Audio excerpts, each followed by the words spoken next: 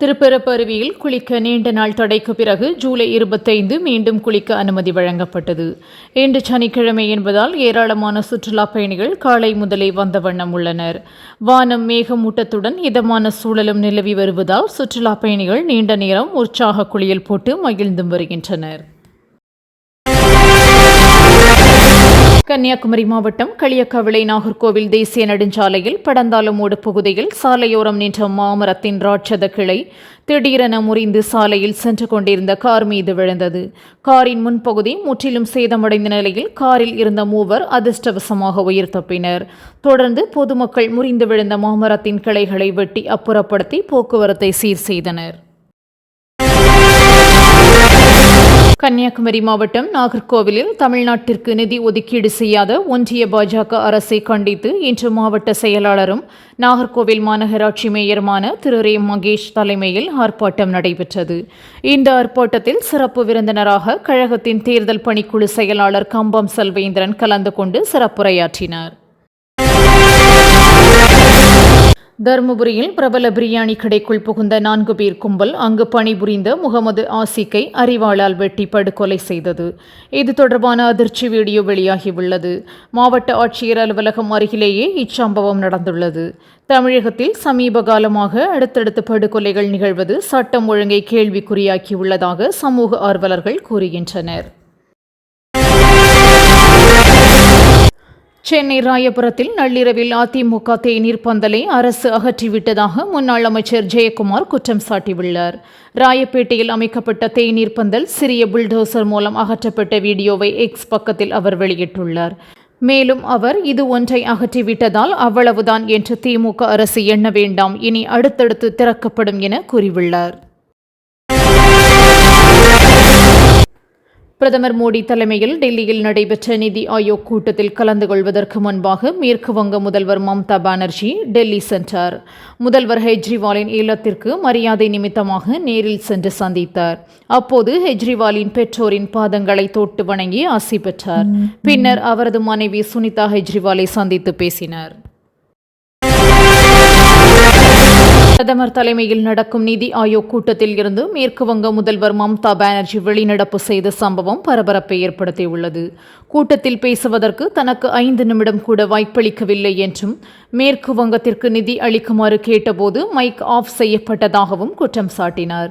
எதிர்க்கட்சிகள் ஆளும் மாநிலங்களுக்கு பட்ஜெட்டில் பாரபட்சம் காட்டப்படுவதாகவும் சாடினார். லிப்டில் லித்தியம் பேட்டரி வெடித்து ஒருவர் உயிரிழந்த அதிர்ச்சிகர காணொலி இணையத்தில் வைரலாகி வருகின்றது. 2021 சீனாவில் இந்த வெடி விபத்து நடந்ததாக நியூயார்க் போஸ்ட் தெளிவுபடுத்தியுள்ளது. வெப்பம் அதிகமான காரணத்தால் வாகனத்தில் இருந்து வெளியே எடுக்கப்பட்ட அந்த பேட்டரி வெடித்ததாகவும், விபத்தில் படுகாயமடைந்த அந்த இளைஞர் 28 நாட்கள் உயிருக்கு போராடிய நிலையில் உயிரிழந்ததாகவும் கூறியுள்ளது.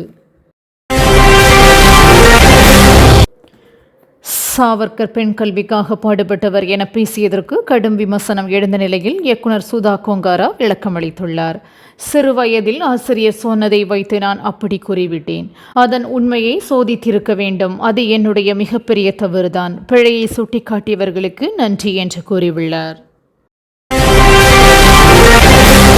நிதி ஆயோக் கூட்டத்தில் பங்கேற்ற மம்தாவை முழுமையாக பேசவிடாமல் தடுத்ததற்கு முதல்வர் ஸ்டாலின் கண்டனம் தெரிவித்துள்ளார். எதிர்க்கட்சிகள் ஜனநாயகத்தின் அங்கம் என்பதை புரிந்து கொள்ளுமாறு அறிவுறுத்திய அவர், இதுதான் மாநில முதல்வரை நடத்தும் விதமா என்று கேள்வி எழுப்பினார். சந்திரபாபு நாயுடுவை 20 நிமிடம் பேசவிட்டு தனக்கு 5 நிமிடமே தரப்பட்டதாக மம்தா குற்றம் சாட்டியதை மேற்கோள் காட்டி அவர் கண்டித்துள்ளார். இந்தி பேசாத மாநிலங்களுக்கு நிதி ஒதுக்காமல் பாஜக வஞ்சனை செய்வதாக திமுக எம்பி தயாநிதி மாறன் குற்றம் சாட்டியுள்ளார். சென்னையில் நடந்த ஆர்ப்பாட்டத்தில் பேசிய அவர், தமிழர்கள் பாஜகவுக்கு வாக்களிக்காததால் மத்திய அரசின் பட்ஜெட்டில் திருக்குறளும் இல்லை, தமிழகத்திற்கு நிதியும் இல்லை. தமிழகத்திற்கு நிதி ஒதுக்காமல் வஞ்சித்த பாஜகவிற்கு தமிழர்கள் தேர்தலில் தக்க பாடம் புகட்டுவார்கள் என தெரிவித்துள்ளார். மத்திய விமான போக்குவரத்து துறை அமைச்சர் ராம்மோகன் நாயுடுவை குமரி எம்பி விஜய் வசந்த் டெல்லி அலுவலகத்தில் நேற்று சந்தித்தார். கன்னியாகுமரியில் விமான நிலையம் மற்றும் ஹெலிகாப்டர் தளம் அமைக்க வேண்டும் என கேட்டுக்கொண்டார். வெளிநாடு வாழ் குமரி மக்கள், சுற்றுலா பயணிகள், கடலில் காணாமல் போகும் மீனவர்கள் மற்றும் நாட்டின் பாதுகாப்பை கருத்தில் கொண்டு தேவை என்பதை அவர் எடுத்துக் கூறினார். பாஜக அரசின் வஞ்சனையால் நிதி ஆயோக் கூட்டத்தை புறக்கணிப்பதாக முதல்வர் ஸ்டாலின் விளக்கமளித்துள்ளார்.